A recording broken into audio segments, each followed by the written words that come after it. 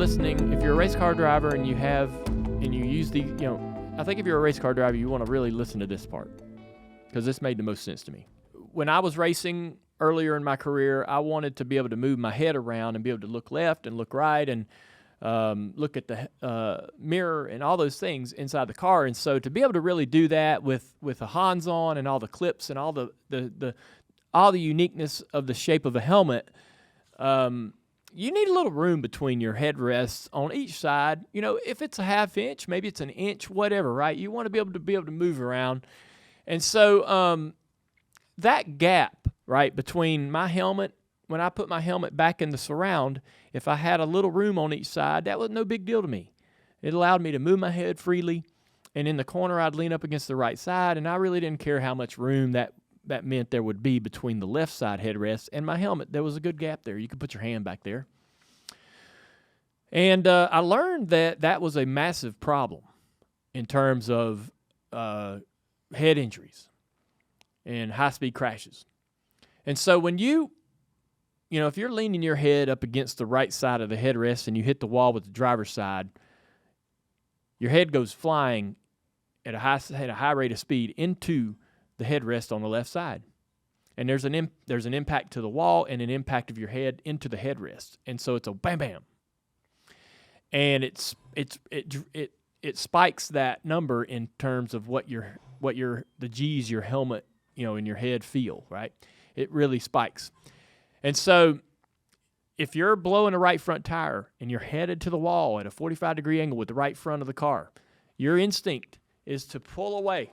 Your instinct is to pull your head away. Corey LaJoie talked about this. He blew tires at the same place back-to-back days or something like that at Charlotte this year. He had back-to-back hits like in within weeks. I think it was I can't remember what the scenario was, but he crashed a car either days within each other in the same scenario with the same tire issue. And he said the first time it happened, he moved his head away from the impact. And so when he hit the wall, his head flew into the headrest. And so he gets this big spike, and he felt it. And so when it happened again days later, he remembered that moment, and he put his head he leaned into the impact and put his head against the headrest. And so when the car hit, he said he felt way less of the impact. Wow. Well, there was one fewer impacts, right? I mean, first of all, he had it already. That is amazing. And so go back to this meeting in 2017 with NASCAR. I'm telling them I want those breakaway headrests. They're like, yeah, we're not going to let you do that. That's old shit. And we're never, we're not going to let one car in the garage have those, and everybody will be wondering what the hell's going on. But I'll tell you how to fix the headrest you got. They said, make that area between your helmet and the padding as little as possible. Literally, it should be touching, if not tight, on both sides. So when you put your head back into it, it's touching and it's there, right? So when you crash, your helmet is against this padding, and you can't move from it or be, you can't run into it or be slammed into it. And so that made a lot of sense to me, and so that's what I did. I made my helmet really tight in the headrest. I thought it would annoy me because I wouldn't be able to turn and look and move my head around and be able to see. That's not true. Once you get up to speed and you're racing along, you're moving your head. You're looking around, and you can, even in that tight, confined space, you forget all about that once you're up to speed. And you can look, and your head does kind of slide around in the helmet somewhat. So, there's plenty of movement. I went that whole season. I had crashes, I had bumps, I had bangs, and I had no problems. It helped a lot. Now, it's not a perfect solution. It's not the answer. I'm just saying it helps. When I watch these guys race on Sunday, I see a lot of guys with a lot of helmets that got a lot of room between them and the headrest.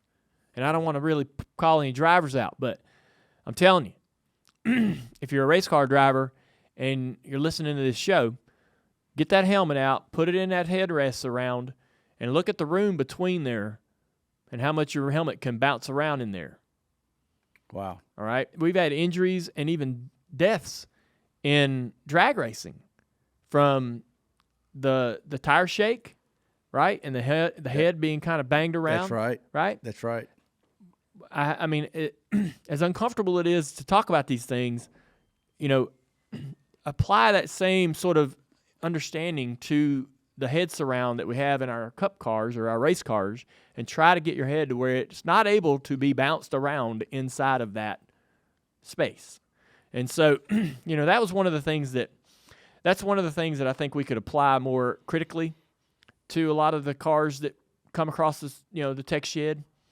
I think that we could, be a little more stringent in terms of, hey, we're going to have some specifications here. We're going to have some expectations here of how your helmet fits in this headrest.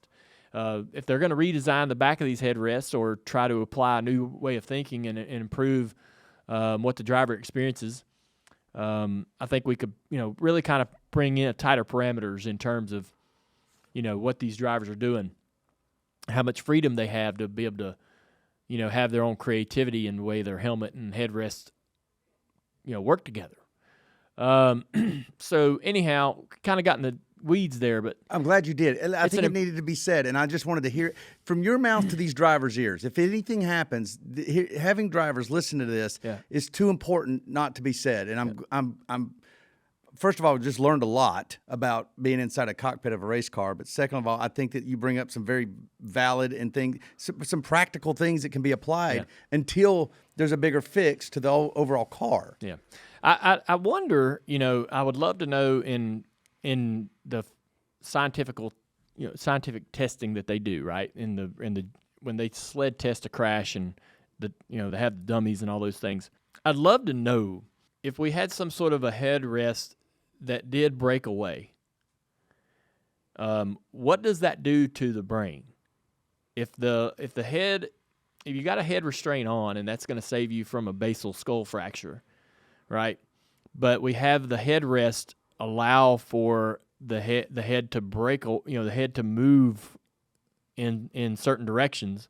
Say at a 90 mile an hour crash and under, this headrest wouldn't fail, but at a higher rate, the headrest would have a breakaway function to it, so that the 150 mile an hour crash wouldn't have, your brain crashing into your skull.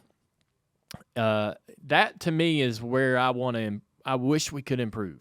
And I don't know what the answer is to that, but like when you pop a tire and hit the wall at 180 mile an hour or 150 miles an hour, can we figure out what's better than what we got? Yeah, something that engages at a higher rate of impact that dissipates that energy and dissipates that motion. So it doesn't necessarily like an airbag how it engages when you hit something, but then maybe fender benders it doesn't even doesn't engage. I know this is really this is silly as hell, but the thing that pops into my mind when I've had this conversation a million times, right? I've had it so many times, and I've had this sort of thought going on in my brain. I mean, I've thought about this over and over and over so many times in the last 8 years about how could we get it better? At my school, we had it in science class, or physics or whatever it was. You were challenged, your group of kids get together and you're challenged to basically drop an egg off a roof without it cracking. And you could build any kind of apparatus to allow this egg to land safely, but it couldn't be a parachute or anything else. It just had to be encased in something that would stop the egg from breaking. And I know that this is actually a great analogy. Yeah, that to me is what my brain thinks about that challenge, right? That really basic schoolyard challenge, right? And that's what we're up against. That's it's like right. Trying to figure out how to stop that egg from breaking. Right. Right. Now, we've got it. We know we can carry that egg around in the case and it won't break. But when you drop it out of the case onto the ground, what can be there to protect it from breaking at that moment? And so that's a great analogy, because instinctually you're like, it's impossible. But then you know what? It's not impossible. There is engineering out there. There's some idea that actually would make it where you can drop an egg off a roof and it actually not crack. Yeah. What is that idea? And it's just a matter of finding it, I know. Right? Yeah, exactly. So there is an answer out there all the kids fail, but one group always seems to be the one group that gets it right. And you drop it over and over, and the egg doesn't crack. And they're, and usually their idea is a really unique build, right? Mm-hmm. And so where I feel like we look at the headrest today and go, well, that looks fine. That's plenty of foam, a lot of foam there. We don't have guys, falling out of the car, with their brains all a mush every week, right? So this headrest must be pretty good. I don't love it. I don't love it. I want it to get better, and I think it can get better. I think that we can work harder to figure out how to make that headrest work better. While the car will improve, I think that we can improve the cockpit and the surround as well. All at the same time, man, we could be in a really, really good place in just a short period of time for these drivers in terms of impacts. If you like that conversation, you ought to listen to the entire podcast. The Dale Jr. Download is available on all major podcast platforms. Hey guys, I'm here to tell you 3 reasons why I love our sponsor, Tire Pros. Number 1, Tire Pros loves cars as much as I do. Number 2, they have great service. Number 3, they're committed to getting you back out on the road. Plus, they've got this really cool logo. Dale, that's 4 reasons. And they have over 600 locations, 24/7 roadside assistance, a great selection, and a best-in-class tire warranty. Tire Pros, love the drive.